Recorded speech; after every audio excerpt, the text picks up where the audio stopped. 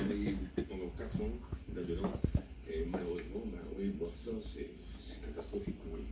Du côté de la mairie, cet adjoint, lui, se montre rassurant. Et donc l'idée, c'est de véritablement que l'enquête se fasse le plus vite possible, de telle sorte que mourir d'ici une dizaine de jours. Involontaire ou criminel, l'origine du feu n'est pour l'instant pas encore connue.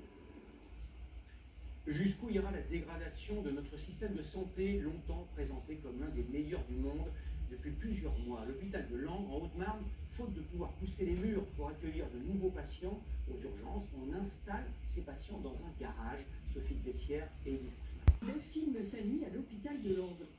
Admis quelques heures plus tôt pour une infection aux intestins, il est placé dans un garage. En tête, c'est mais qu'est-ce que je fais là? Qu'est-ce que je fais là concrètement en fait? Pourquoi on me met en fait dans un garage? Vous avez un bruit assourdissant qui vient d'une ventilation mécanique.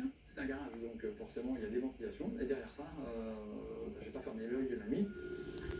Cette nuit de galère, Gérald de Claudel n'est pas le seul à l'avoir vécu. Dans ce garage, faute de lit disponible à Langres ou dans les environs. Comment je fais? Je n'ai pas ce lit. Qu'est-ce que je fais? On m'a été amené à faire des transfusions.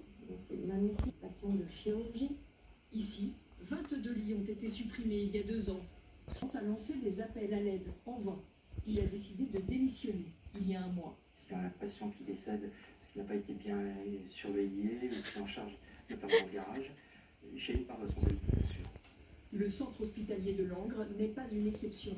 5000 lits ont été supprimés en France en 2023. Les syndicats alertent sur les conséquences.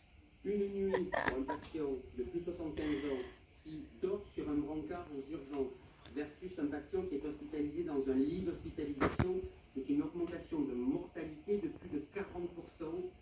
Le personnel de l'hôpital de Langres a manifesté le 19 octobre dernier pour exprimer son inquiétude. 4 jours après le déchaînement de violence à Amsterdam en marge du match entre l'Ajax et le Maccabi Tel Aviv, les autorités françaises s'apprêtent à déployer un dispositif exceptionnel autour de la rencontre France-Israël. T'es trop bête, papa. 4 minutes d'initiation. Spectateurs, quelles sont à ce jour les menaces identifiées autour du match? Aux abords du Stade de France, certains commerçants ont Viens voir papa dans le miroir. Viens voir dans le miroir là.